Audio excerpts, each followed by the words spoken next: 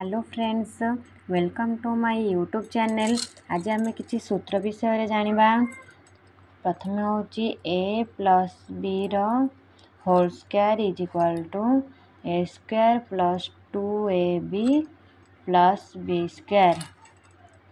दुई नंबर होची A minus B रो whole square is equal to A square minus 2ab plus B square.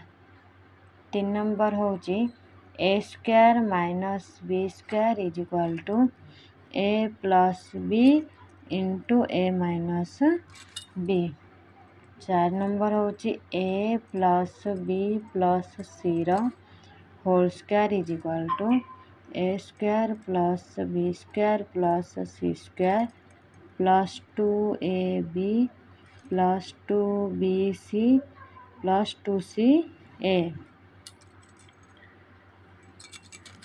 5 number होची A minus B plus C रो whole square is equal to A square plus B square plus C square minus 2ab minus 2bc plus 2ca। 6 number होची